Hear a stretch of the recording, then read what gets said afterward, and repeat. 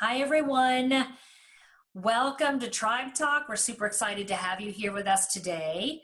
We have a very special guest, a friend and a mentor, Dr. David Jockers, joining us today.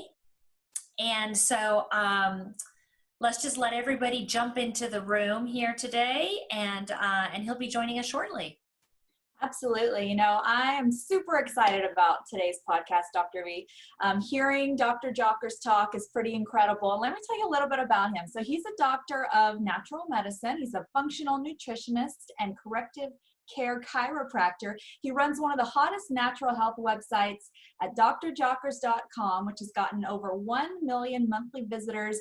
And this work's been popular on many media outlets such as the Dr. Oz Show, Hallmark Home and Family. Now, Dr. Jockers is the author of the best-selling book, The Keto Metabolic Breakthrough, and he's an expert in ketosis, fasting, and the ketogenic diet. So welcome today, Dr. Jockers. We're so happy to have you. Well, thanks so much, Anne. Great to be on with you guys. Dr. Elena, huge fan of your work, and enjoyed interviewing you for my podcast yesterday. Thank you. Yes, I loved getting to spend time with you and spread the message with you. Awesome. Well, I'm looking forward to our conversation here. Yeah, we're super excited. And where do we want to start today? I mean, there's so much that we can talk about. Yeah, absolutely. Well, I would say right off the bat, just like we talked about, we can kind of pick up where we left off with our podcast conversation, which the listeners should check out. Dr. Jockers Functional Nutrition podcast. Dr. Elena I think we'll probably publish that within the sometime in June. So check that out. Great interview. But, we talked a lot about brain and mental health, right? And how nutrition, lifestyle plays such a big factor with that. So I'd love to talk more about that. Absolutely. And, let's just start off and then we can start dissecting it. But let's just kind of start off with an outline of some of the major strategies that you like to use, and then we can start breaking it down from there. Yeah, absolutely. Well, I would say number one, we have to understand what fuels the brain. So the brain can run off of glucose, and it can also run off of ketones. So most of our cells can burn fatty acids for fuel, but the brain cells themselves, we actually can't get fatty acids into the brain, at least not in sufficient quantities to really provide a good fuel source for the brain. So our body has to actually make something called ketones in order to fuel the brain if it doesn't have enough glucose. And so for most people, just based on the fact that in our society, food is very easy to get, and most of us are eating higher carbohydrate diets that consist mostly of, sugars and starches. And so because of that, we've adapted to being sugar burners and sugar cravers. And our brain is consistently fueled with sugar, and it's not good at utilizing that alternative fuel source, ketones, as a fuel source. Now, our ancestors, they were metabolically flexible. What that means is when they had food available, when they had fruit and sweet potatoes and stuff like that, and they were eating that, the brain used the glucose that came from those as fuel, and it was a great energy source. But they then would go oftentimes days without food because they just didn't have refrigeration, that, they may not have a good harvest, and maybe the winter, maybe they couldn't find an animal, whatever it was, the environment at the time, they didn't have access to food all the time, right? So then their body would start using their own body fat, and they would convert it in the liver to ketones. And the ketones would go in and start to fuel the brain. And what we know with modern science now is that ketones reduce inflammation. So we've got this inflammasome in the brain, and it can get activated, and inflammasome will cause chronic inflammation. And so ketones downregulate, it's called the NLRP3 neuroinflammasome, right? And we see that that's activated in conditions like depression, anxiety, people with addiction, Alzheimer's, dementia, Parkinson's. One of the hallmarks is that this inflammasome, this amplification, it's almost like, in a sense, it's kind of like a siren that you can hear throughout a whole city that tells, all the cops to get their guns out and start firing.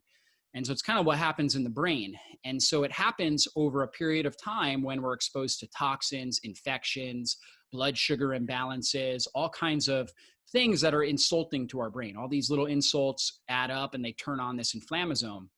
And the inflammasome, its job is to try to protect against an infection from killing us quickly. That's why the body does it. It's a survival adaptation. However, if we have that going on long term, we can survive, but we just don't thrive, right? And over time, we end up with all these types of issues like I was talking about. Well, ketones, when ketones are elevated and the brain's able to use those for energy, those are epigenetic influencers. And I know you talk a lot about genetics. And so that actually impacts that inflammasome and shuts it down, turns it off. So it shuts down that amplification of inflammation in there. It's powerful. And so that's one of the best things we could do is develop metabolic flexibility, where our body is good at burning glucose, sugar for fuel, but also very good at utilizing ketones for fuel when we are, for example, intermittent fasting, or, we might even from time to time, I'm not saying you have to do it all the time, but from time to time following a very low carb, higher fat ketogenic diet, right? Which will help boost up those ketones as well. Dr. Jockers, let me ask you, because, the keto diet's become very popular. A lot of people are following this for weight loss, but it has some great healing benefits as well. But what's a healthy balance? Because you have some people who do it extreme and then try to do it for month after month after month, and then they find their progress, they're looking for plateaus. What's your advice for how someone can find that balance so their body can go back and forth between the ketones and burning glucose? Yeah, that's a very good point, Anne. So I would put everybody on kind of a bell curve, right? So there's some people that are maybe, let's say, on the far right of the bell curve that do great in ketosis all the time, right? For whatever reason, they're very insulin resistant. They just thrive in that period of time all the time. But most people are going to be in the middle, right? And some people, only for very short periods of time is their body going to thrive in ketosis. But for most people, majority of people, they're going to want to spend, roughly maybe half the time in ketosis and half the time out of ketosis. And so the way that you do that is, first thing you got to do is adapt your body to burning fat. So you start to gradually scale down your carbs, right? I talk a lot about it in my book. I don't really like, unless somebody's already metabolically very fit, I don't like an extreme change in diet. Like if you're normally consuming 500 grams of net carbs a day, and then you all of a sudden drop it down to 20 grams of net carbs, that's extreme. That's like taking somebody who, just got off bed rest and having them run a marathon, right? Not a good idea. So you got to gradually move into that.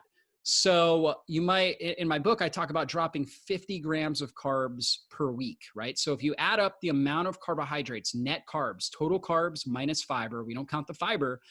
And let's say you're at like 200 grams, right? Which a lot of people are. Then you would drop it down to 150, right? The next week. And then you just do around in that range. You don't have to be like dogmatic about it, but somewhere in that range, 150 grams every day for that next week. And then you drop it down to 100 grams the following week, and then 50 grams the following week. And usually the ketosis zone, unless somebody's very active and has a lot of lean body tissue, they have higher carbohydrate tolerance. They can handle more carbs and get into ketosis. For a lot of people though, they're going to need to get their carbohydrates or net carbs down around 20 to 30 grams for at least 2 weeks. And for many people up to 6 weeks. Usually I say about 30 days. And the way that you're in ketosis, this is how you know. I mean, you could certainly test your blood ketones, and your blood ketones would be around 1.0, right? 0.5 or above blood ketones. But really, if you don't want to buy the testing, if you can go a day without food, like a 24-hour period, and not have really strong cravings, not feel irritable, not see any drop in your energy, your mood, that's a sign your body is adapted and it's good at burning your own fuel source, right? So you can kind of test yourself out with that. Now, you still drink water. It's more of like a water fast. But that's a sign you're very metabolically flexible and your body's good at creating the ketones and utilizing them for energy. But you got to gradually shift into that. So usually, again, we're dropping the carbs down gradually. I also like certain meal timing, like actually backloading the carbs, not doing them early in the day. We were always told, right? Eat carbs in the morning because it gives you energy, but actually it creates more cravings throughout the day. So I'll tell people in my book, I talk about how if we're getting 100 grams of carbs, let's do the majority of that in the evening, like with your dinner, okay? And do low carb during the day, and that will help your body start using fat for fuel as a fuel source, reduce cravings. And then during the period of time when you might normally have cravings, you'd be sleeping, right? So, and that's easier to kind of reset your system that way. And most people feel better that way. And I've noticed that a lot of people actually sleep better too, because they can use those carbs to help produce serotonin in the evening as well. So I think it's much more advantageous to do that. You know, going into ketosis really can boost brain performance. That's very, very well known. But what do you say to the person who is trying to make a bunch of different changes at once in order to optimize their physical and their mental health? So, for example, you have someone who is trying to go into ketosis, but they're also trying to work out too. And they notice that their workouts went from hard to harder. How can they help mitigate that? Yeah, really good question, Elena. And I'm going to actually come back to that. One thing I wanted to fully address Anne's question, because she also asked about like, how long should somebody stay in ketosis? So it kind of depends on you. So I say, okay, build the machinery. And I kind of talked about that. And then from there, now you have the machinery. Now you can experiment with what we call carb cycling, right? And usually like a good way to start with that would be something like this, where you have 1 day a week, what we call your feast day, because feast famine cycling is really how our ancestors ate. Our ancestors didn't walk around saying, oh, there's an apple, but I'm trying to watch my carbs, so I won't eat it, right?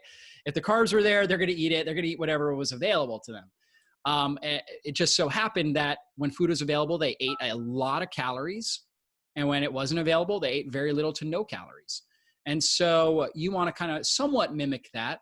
And so you might have 1 day a week, right? Like for me on Sundays, I don't go overboard with carbs, but I tend to have more carbohydrates on that day. Okay. And then I also do 1 day, or I actually do so oftentimes 2 days a week, but certainly 1 day a week where I do a full 24-hour fast, right? So on Saturday, I will eat dinner Friday night and fast till dinner on Saturday. And then on Sunday, I'll eat more carbs. It's like a feast day, right? So I'm kind of mimicking that cycle. The fasting helps reduce inflammation significantly. The feasting tells my body, okay, we're not in a time of famine. We can, basically not have to produce as much stress hormone. We can reset our system here, activate a little more thyroid hormone. So there's benefits to both. And you want to find the right cycle for you. For one person, it might be, a feast famine cycle like that. For another person, they might need 2 feast days, right? 1 fast day. You kind of experiment over time. You figure it out, right? And really the process of health is about, it's almost like getting a master's degree. I mean, really health is a never ending journey, and you're always learning about the rhythms of your body, what works best for you. I tell people all the time, it's like getting a master's degree in your own health. You really shouldn't feel like you've got it mastered, until you've had several years oftentimes of experience working with these things. And then you can dial it in, right? But you got to experiment with time-tested strategies like I just talked about. Now, coming back to your question as far as like exercise and when should we move into ketosis, I say, right off the bat, we want more of an anti-inflammatory diet, which is not necessarily ketogenic diet is more of an extreme anti-inflammatory diet, right? We don't need to jump right into that right away, but we do want to reduce our overall carbohydrate load. So 3 big changes I say right off the bat: get rid of sugars and grains. Okay. So you still can eat a lot of root vegetables, sweet potatoes and carrots. Those are all nutrient dense foods that tend to be higher in carbohydrates, fruit, things like that. But let's get rid of the sugars and grains. Let's get rid of bad fats, corn oil, soybean, safflower, cottonseed, canola oil, right? Those bad fats cause more inflammation in the system. And let's do our best to change the meat that we eat. Try to get grass-fed, organic, pasture-raised, more natural sources of meat, because the commercial meat has bad fatty acid ratios, and also it has a ton of toxins in our system. We're trying to reduce our toxic load. So I would do all of those types of things. And then as you implement exercise in, especially if you're trying to like add in intermittent fasting and increase the amount of exercise that you're doing, I would probably save intermittent fasting for, as you first get started, for days when you're not exercising. Okay. That would be a better way to get started. Over time, you'll actually improve what we call your fasting muscle. right? Where you'll be more fit and more metabolically flexible. And then like, I actually just worked out right before this. I haven't eaten anything today. You know, I finished dinner at 6 o'clock last night, and I haven't eaten anything, right? And I don't even feel hungry, right? So normally I would eat right around now. I break my fast, but because I had this interview, I'm going to wait till after the interview. But I don't feel hungry. I actually feel really, really mentally clear. And that's an example of really good metabolic flexibility. Now, 20 years ago, I definitely couldn't have done that. Okay, 20 years ago, I ate 6-7 meals a day. I ate before I went to bed. First thing when I woke up, I thought I had to do that or I would lose weight. Okay, if I went 3 or 4 hours without food, I got hungry, I had cravings, I felt irritable. So this is something I built over time. You know, but it doesn't take that long, right? It might take somebody, you know, 3 months or so at most, right? To kind of develop this sort of metabolic flexibility if you're following these kind of strategies and doing it the right way. We touched a little bit on fasting so far. And I have to say, one of the best guides I've ever read on fasting was one that you put on your website a couple of years ago. I love it. It goes very much into detail on the different types of fasting. And that's one question that we get a lot from our clients is, should I use intermittent fasting and how do I use it? And the key, I think, to that is doing it intermittent, keeping your body guessing. Too many people get into this cycle where they're doing the same exact thing every day or every other day. Talk a little bit about what are the best strategies for kind of easing into doing intermittent fasting? Yeah, absolutely. That's a really great question. I'm glad we're talking about that. So the first thing is 12 hours overnight, right? So if you finish dinner at 7 p.m., you don't eat until 7 a.m. the next day. When you wake up in the morning, all of us are dehydrated because we've been sleeping. When we sleep, we're breathing out water vapor. So we need to rehydrate our system. So I recommend drinking 16 ounces of water, at least 16 ounces of water before you even think about food, right? So you've got to get the water down. And what most people realize, I've had a lot of people tell me, I'm always so hungry when I first wake up in the morning. But if you drink 16 ounces of water, that is going to fill your stomach and suppress a hormone called ghrelin. Most people are hungry, not because they really need food, but because it's a conditioned response. You have this hormone called ghrelin that comes out of your stomach when you don't have anything in your stomach, when the walls aren't stretched. And the ghrelin tells the brain, I'm hungry, I want food.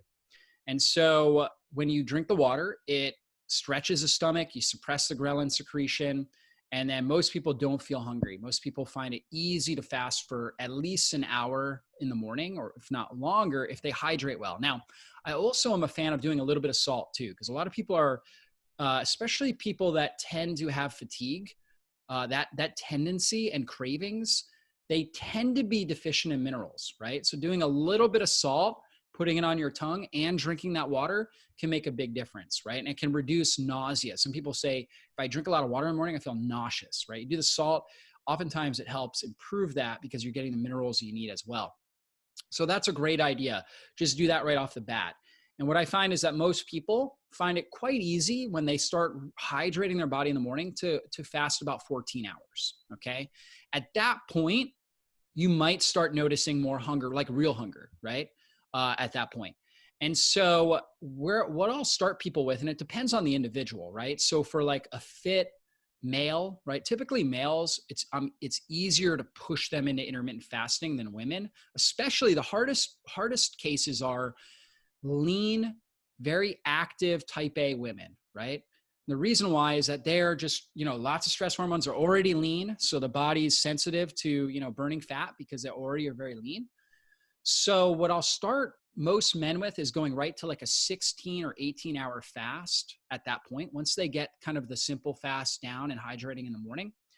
For women, what I'll start with, again, this isn't all women all the time, but a lot of times I'll do what's called crescendo fasting, where we bump it up to 16 hours, but we only do it 2 days a week, non-consecutive days, okay? And again, not days where they're exercising. So it might be like Wednesday and Saturday, right? Or something like that. Because it's a stressor on the body, we don't want to combine it with another big stressor that's also teaching the body to burn fat, at least not right away. We want the body to adjust and adapt first. And we want recovery time, right? So that's why we don't do it on consecutive days. So that's where we go next. And if they feel good with that, then we'll move to cycle fasting, where it's like every other day. So one day you do a 16-hour fast, next day you're doing like a 14-hour, like between that 12 to 14-hour range. the next day, 16-hour fast, right? So you're kind of alternating days. And if the person feels good with that, then we might even implement some exercise on those fasting days and see how their body responds to that. And if they're still feeling good with that, okay, and following all my principles, hydrating well, when you do eat, you got to eat well, right? So it's not about eating less. It's about just eating less often, right? So when you do eat, you're not trying to count calories. You're trying to eat, a sufficient amount of food, the food that you need. Then we might push it to 16 hours on a daily basis and see how they do, right? Or do 6 days a week like that, and then one day where we have a feast day. Trying to find the right cycle, the right groove that works for that person. And I always tell people fasting is a lifestyle. It's not something you're going to do for the spring so you can get your summer body. It's maybe a long-term fast. You might do like some people want to do a 3 to 5 day water fast, and there's a lot of benefits to that. But intermittent fasting as a whole is something you should be doing at some degree on a weekly basis, right? And so trying to find the right cycle that works best for you and best for your body, your rhythms and your hormones. No two people are exactly the same. Okay. And so you have to realize that, and you just try to find what works best for you. So that's such a great explanation. I kind of want to turn the corner a little bit and ask you what your clinical experience is with people who have been struggling with various mental health related issues. When you do incorporate fasting as a part of, one of your strategies that you do, and, we'll get into some other strategies next, but how quickly do you notice that these individuals start seeing changes? And what are the biggest changes that they see regarding their mental health issues? Because typically, as you know, when somebody comes, to you with a mental health issue, like let's say it's anxiety or depression or brain fog, they're usually all kind of coupled together. It's very rare that you'll only have someone with just anxiety or just brain fog or just depression. Mm-hmm. They usually have a combination of things going on. And what do you notice are the first changes and the biggest changes in their mental health? Yeah, for sure. So like I was saying before, I don't typically start people out right away fasting. Usually we're doing the diet changes. We're adding in some key supplements. I see like magnesium helps a lot of people, some different things like that. And hopefully seeing improvement with those things. And so as they improve, because, to get somebody to fast, if they really have no history of fasting, can seem daunting and intimidating. And if they don't have people around them to help them, to help support them, then the compliancy is not going to be very good. But as people start to see changes with their lifestyle, they start to see improvements, then they become, in a sense, you start to see improvements. You want more. Like, hey, what else can I do, right? And then we start that conversation, start moving people in that direction. And, I've had people come to me that are highly motivated to do a 5-day fast, right? And if somebody's really highly motivated, great. They got the motivation. Let's get started with it. And if for whatever reason they end up breaking the fast on day 2, I congratulate them. I'm like, you just fasted for a full day. You didn't fail. You actually succeeded. Most people will never fast for one full day in their entire lives, right? You just did something that 99% of the world hasn't done. So, or 99% of, I should say, Western society, right? At least in some places of the world that's common because they don't have access to food all the time. And so that's, where it starts. So if somebody has high motivation to do something like that, great, right? We'll ride off of that motivation and, help them do the best that they can. However, that's not necessarily the starting place. And we start to lean in that direction, right? Just like I was talking about, 12 to 14 hour fasts in the morning, which is, we actually call that the simple fast, right? And so it's really helping them have the mindset that's actually simple. It's a simple thing to do, right? And then from there, starting to lean them down. And I've seen amazing results with that. I mean, everybody starts talking about how they get their brain back, right? And that's because, again, we're shutting down that inflammasome. We're shutting down inflammation, and we're teaching the body to use the ketones as a fuel source. And there's just incredible things that come with that. In fact, ketones are actually shown to help balance the glutamate to GABA ratio. And I know we talked about that in our podcast. Glutamate is an excitatory neurotransmitter. It helps us think sharply and quickly. If I'm trying to remember things for a test or like a presentation like this, my glutamate's active, right? It's shooting, it's firing. But if I want to calm myself, I need GABA, right? And we need a good balance there. And what ketones have been shown to do is actually help balance, because a lot of people have too much glutamate, right? They have glutamate dominance, and that causes irritability, anxiety, trouble sleeping, headaches, right? A lot of different issues like that. Well, ketones as just a sole therapy, even if you were to just add MCT oil, right? A certain type of MCT oil, especially C8, which only has 8 carbons in it, right? So there's a common one, C8 MCT oil, will turn immediately into ketones, or some people use exogenous ketones. It's been shown in studies to get the ketones up in the brain and help balance that glutamate to GABA ratio, which again reduces anxiety, reduces irritability, improves memory, mood, right? All those types of factors.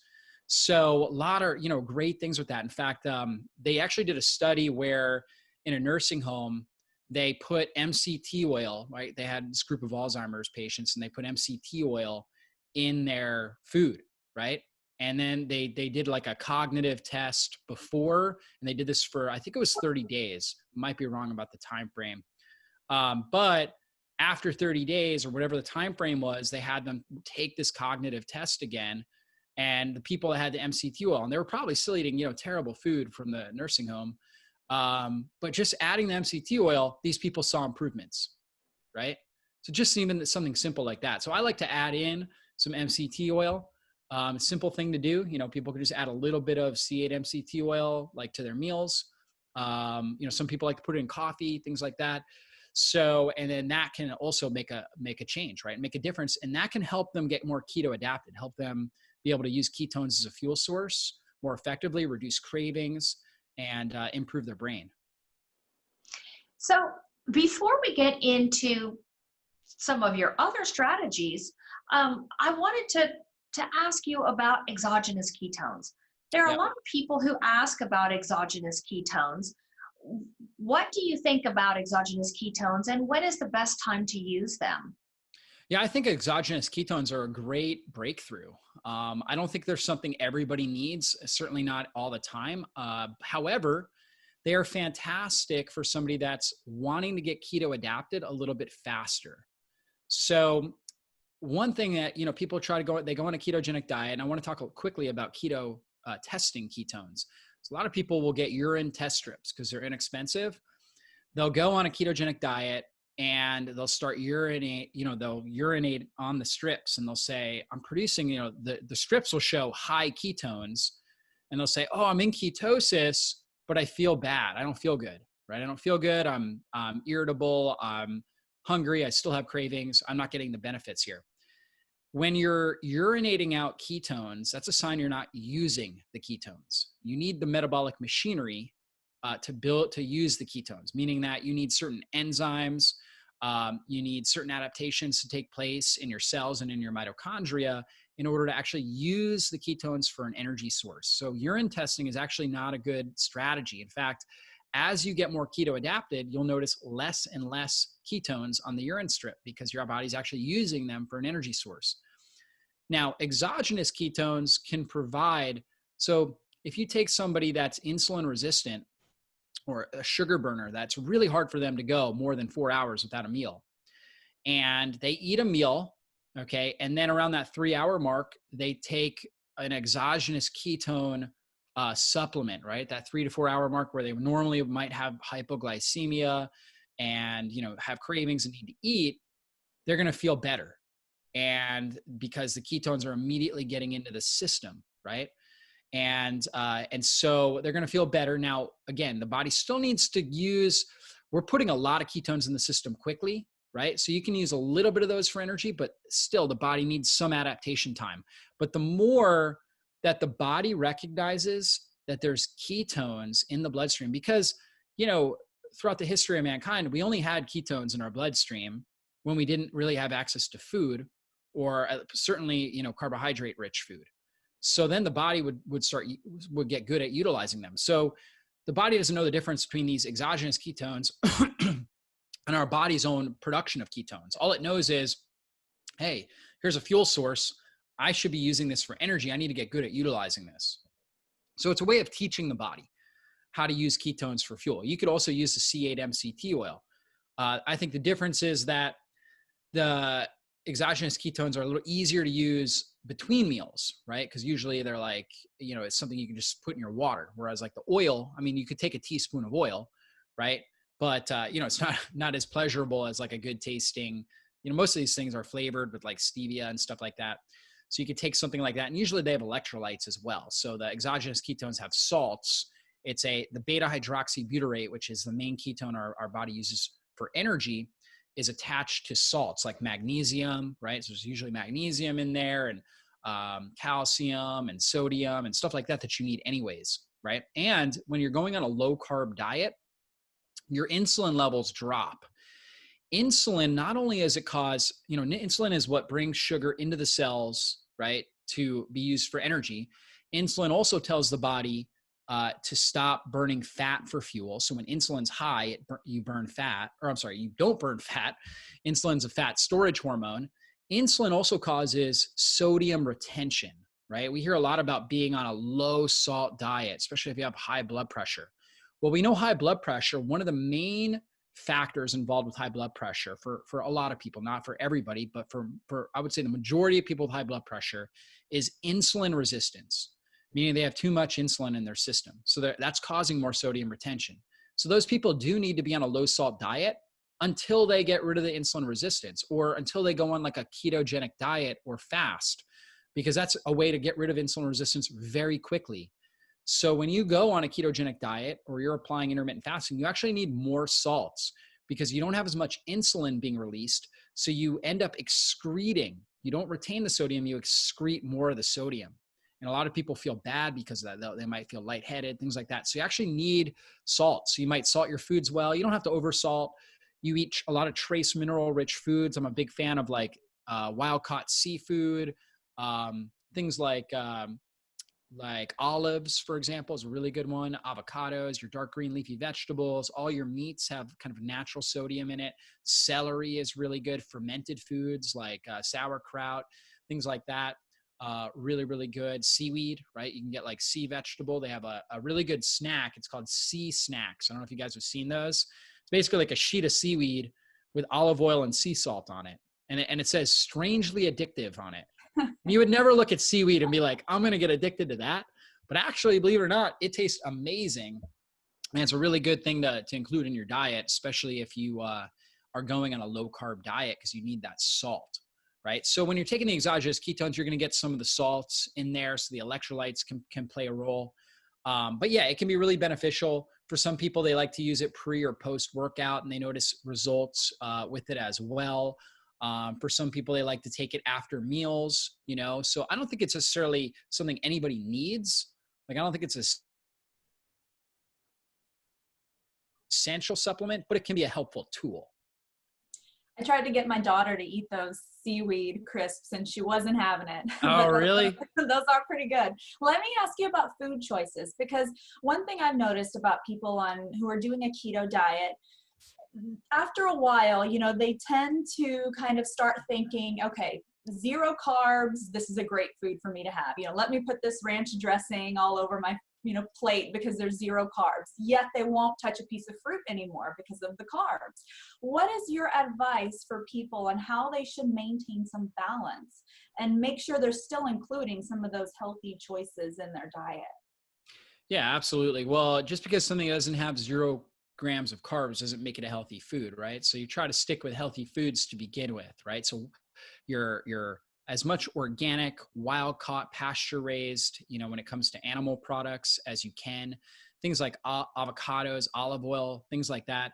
A lot of the ranch dressings out there are really bad. They're just made with toxic ingredients. I believe that what's it called? Primal Kitchen has made one. I don't know. Have they made one? Yeah, I'm not a ranch fan, so so I don't use it, but I'm pretty sure they have some good like salad dressings and stuff like that doesn't have canola oil. That's a good brand to look at, Primal Kitchen. I know they've got salad dressings that my wife really loves to use.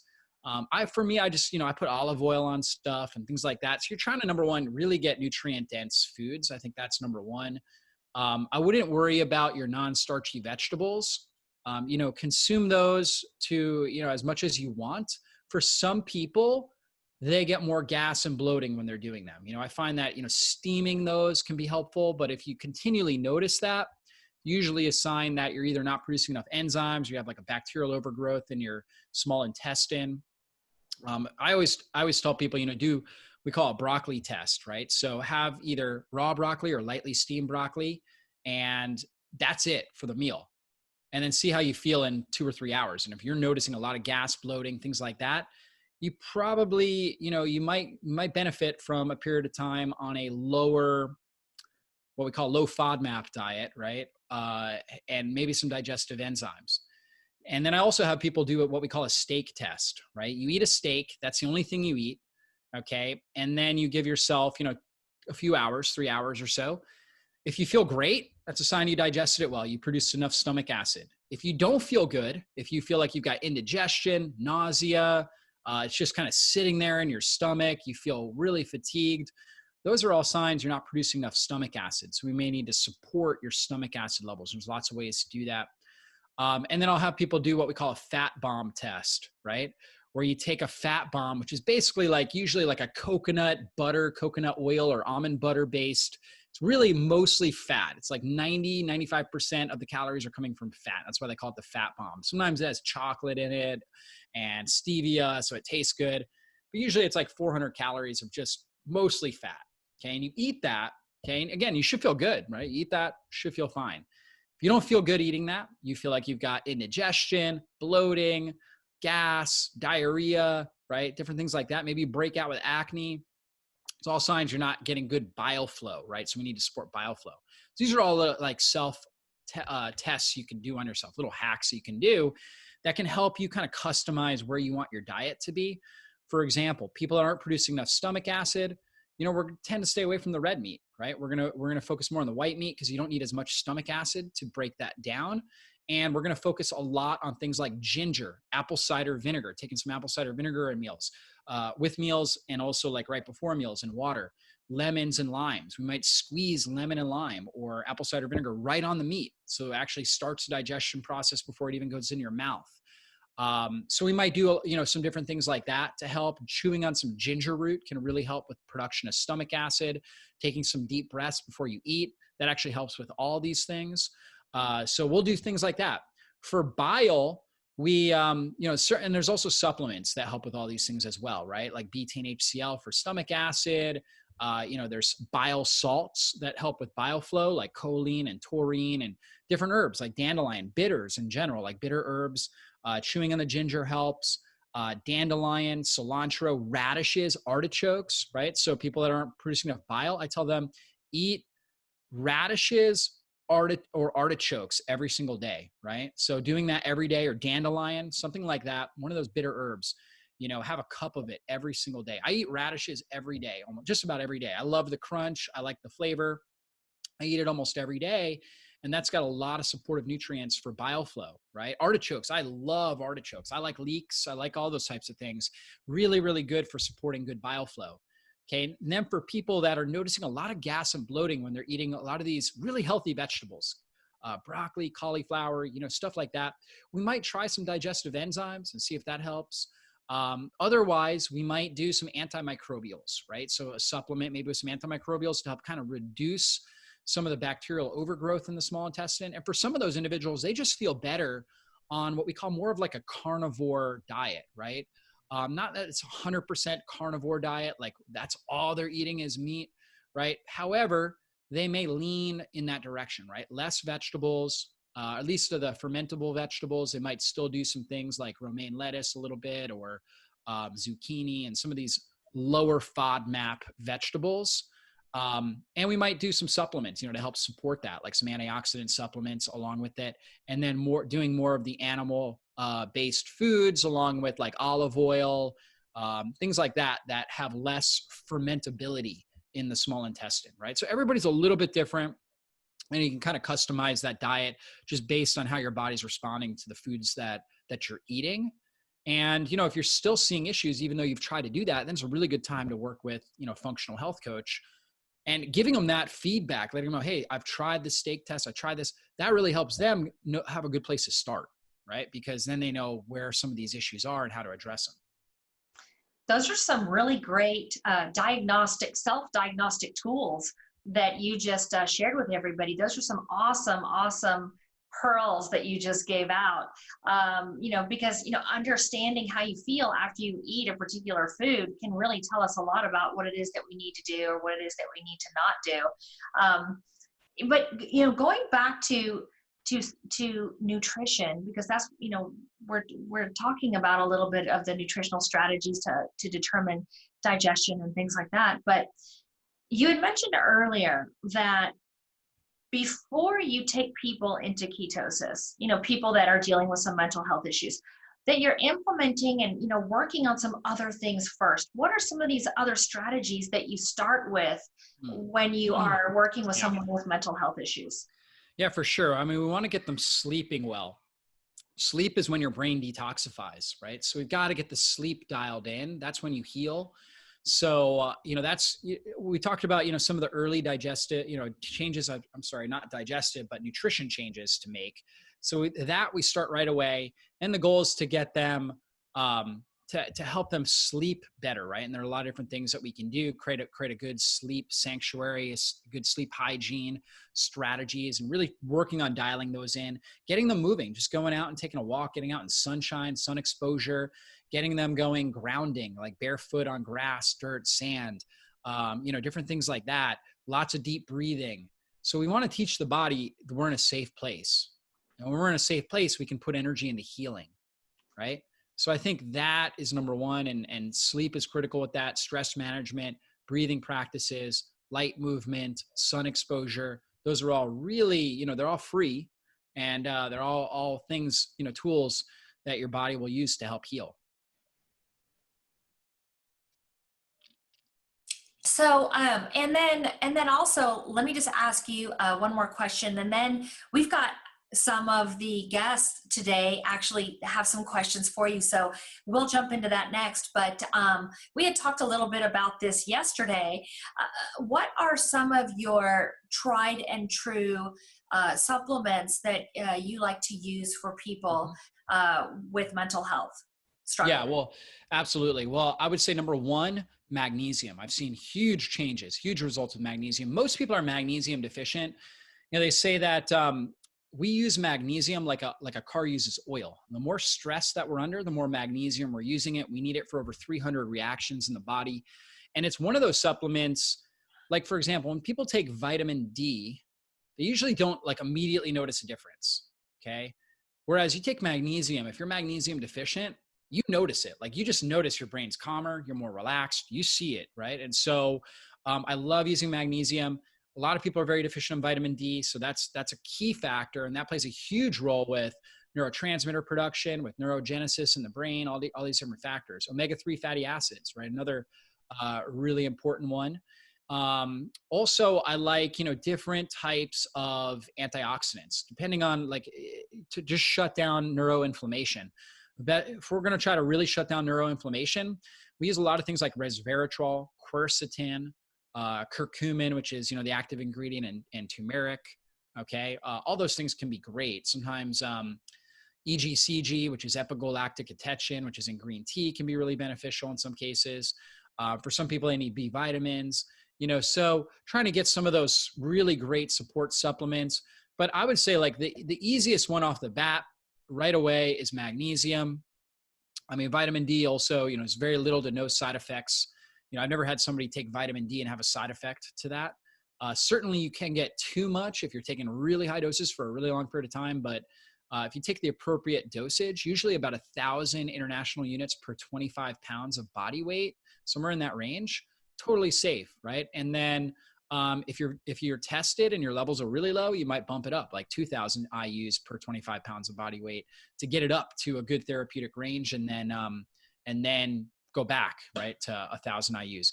That's a great one. It's no side effects. Magnesium, if you do too much magnesium, you have loose stools. That's typically the main symptom that people will notice. Maybe nausea.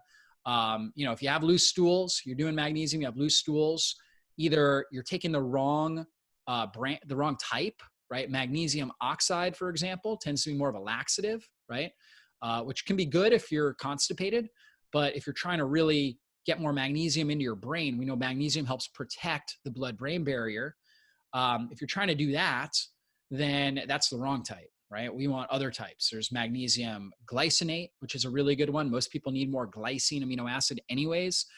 That's a really good form. I like magnesium L-threonate as well, which is the one that's, I think all magnesium, because, I've had people take magnesium citrate and get reduction in anxiety, right? So to me, all of them cross the blood-brain barrier, but from what I understand, magnesium L-threonate crosses it the best, right? Has the best effect on the brain. So I'm a huge fan of utilizing that for a lot of these types of issues. Wonderful. Let's get to a couple of the questions that we have here. This is from Catherine. She says, thank you for doing this. She's a big fan of your work. Dr. Jockers especially loved your recent piece and podcast on healing brain cells. So she says she is already doing most of the things that you suggest, with the exception of a few supplements, and doing ketosis beyond 16 hours a day, or fasting for 16 hours a day. But she's struggling still with brain fog, working memory, vigilance, processing speed. She's done neuropsych testing and MRI. Are there any other tests that might be useful to figure out what's going on and to fine tune what she's doing? Yeah, man, that's a really great question. And so if you've got the basics, these kind of foundations down, that are lifestyle foundations that don't necessarily cost anything, I think that's a great starting place. And it seems like you've done that. Then the next step would be looking for some sort of chronic stressor. Okay.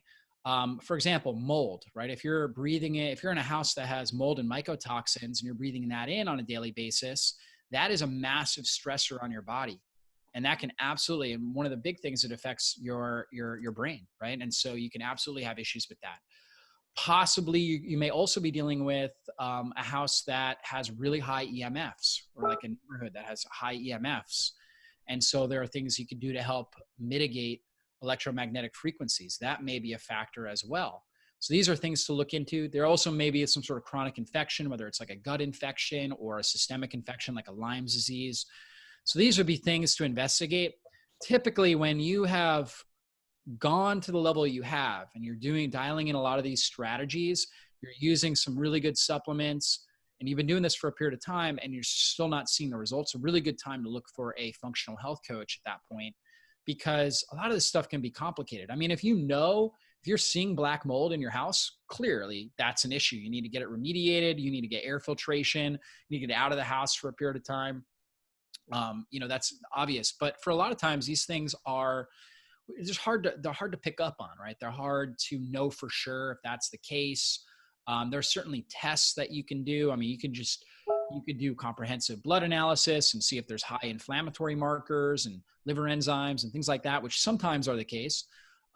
You could also do, mold and mycotoxin testing, or you could have somebody come out and test, like a home biologist come out and test your house to see if there's mold in there, if you're concerned about that. There's things you can do to help mitigate EMFs, right? And so you can start doing some of those things and see if you notice a change, or, look for mold or whatever it is. But also getting a functional health coach there to help guide you can be really helpful at this stage. Fantastic. We have another question from Tracy. She asks, how many hours do you have to fast to start reducing bad gut bacteria and changing your gut microbiome? That's a really good question. When you create a fasting lifestyle, you already start to change your gut microbiome. In fact, there are multiple layers of your microbiome. In a sense, it's almost like think about it like the animal kingdom, where you have like main predators that kind of sit at the top. And if we're eating every few hours, okay, they're getting all the fuel. And then the little guys that help strengthen our gut lining are not getting the fuel that they need. When you start to do intermittent fasting on a regular basis, you start to get more fuel, believe it or not, for the little guys, particularly Akkermansia muciniphila, which is what's called a keystone bacteria, meaning that Akkermansia muciniphila, that bacteria has been shown in studies to, when it's high, like when it's elevated or in healthy levels, reduce irritable bowel, reduce inflammatory bowel conditions, things like that. And it helps strengthen, actually eats our intestinal mucosa. And it helps strengthen the mucosal membrane, right? So our body adapts as the mucosa is being broken down and creates more mucosa, right? And we want to have the right ratios of these things. And so when we are intermittent fasting, we start to starve down. It's like mowing your lawn, right? And de-weeding your lawn. We start getting rid of a lot, not all of the bad or the overgrown bacteria. We don't get rid of all of it, but we do get rid of a lot of it. And then we create an environment that's good for a lot of these really healthy bacteria to grow and to flourish. So that is really key. So I would say doing something like a 16, 18-hour fast on a regular basis, and then possibly pushing it to like a 24-hour fast once a week can be really beneficial for your system. Okay. And, depending on how well you do with that, and possibly if you're looking to lose weight or reduce chronic inflammation, once you build up your fasting muscle, possibly doing like a 3 to 5 day water fast, let's say, once every 3 or 4 months, can also be really helpful. And that's been shown to stimulate, even intermittent fasting for 24 hours stimulates new stem cell production in your intestinal membrane, right? So your actual intestines themselves, because they're cells that turn over really quick every 3 to 5 days. So when you start to fast, stem cells start to spring up in your intestines. Like a 24-hour fast will spring up a lot of these stem cells to rebuild your intestinal membrane and to create tighter junctions so you have less leaky gut. But when you push it to like a 3 to 5 day fast, you're going to get even greater response and greater healing. Okay. But again, that's not something you jump into. It's something that you lean into as you build your fasting window, your fasting muscle.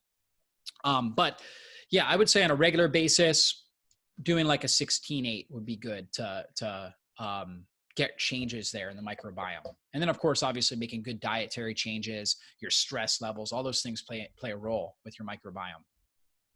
You've given us. Yeah, go ahead, Dr. B. Go ahead. One more question from Magda. We'll squeeze this one in. So what if someone has hypoglycemia? She has to eat often or the symptoms get really bad. She also has ADD and she's struggling with brain fog. Where would you start with her? I mean, I would start with the same thing. You start with that 12-hour fast, okay? I would start taking out those bad foods that we talked about, high sugars, grains, right? She's still going to get carbohydrates. She can eat fruit. She can eat, your starchy root vegetables, things like that. Increase the amount of healthy fats that are in there. So all those things would be key. Right off the bat, really try to focus on good sleep. Oftentimes people with hypoglycemia don't sleep well. So making sure you have a really good quality dinner, quality dinner overall. Pretty much almost everybody with hypoglycemia is very magnesium deficient. And oftentimes they crave salts, right? So getting enough salts and then also taking magnesium supplementation can be really helpful. Create a great sleep sanctuary. Elena, I'm sure you've got a lot of good information on that. I know I have that on my website as well. Keep your room really dark, cool, wearing an eye mask. These are all really helpful things. So really trying to dial that in. And if you make those strategies and you're still not seeing changes, then very good idea to start reaching out for somebody, because there could be, again, a chronic stressor. Maybe you're overreacting to EMFs, and that can be a daunting topic for a layperson to just dive into. So having a health coach to guide you can be really, really important there. Or maybe you've got mold issues, right? Just like we talked about, or certain nutrient deficiencies that you just wouldn't know about. That can also be a factor. So that's where getting health coaching can be really important. I always say, get started. There's a lot of easy stuff you can do right off the bat. And then most people see changes. And if you're not, then you need help. You need guidance. I love all of the at-home strategies that you've given today. It's just such a wealth of information, and this stuff really works. So for all of you who are listening, if you're struggling and you haven't already gotten a health coach and you're kind of trying to figure out where to even start, these really are some very effective strategies. Dr. Jockers, I want to thank you for joining us today. I'm just so excited that you made the time to come and join us on our podcast today and share this information. And we would love to have you back again soon. And yeah, just thank you again for everything that you've shared today. Well, thanks so much, guys. It's really, really a privilege and an honor to be on with you. And I fully support all the great work that you guys are doing. So thanks for having me on. Absolutely. And I just want to tell you before we close out today that there were some people leaving little notes saying thank you for coming on, that they watched your Fasting Transformation Summit and they just absolutely loved it and they love your work. Well, thank you guys. I really appreciate that. That's a passion project of mine. Fasting transformed my life. I've seen it transform so many others, and really all the information that we're able to provide here. This is the gifting that God's given us, right? All three of us, right? And so, when people tune in, it just gives us a platform to be able to do something that rewards us so much as well, by giving all these great strategies and biohacks that people can take to improve their life and their health.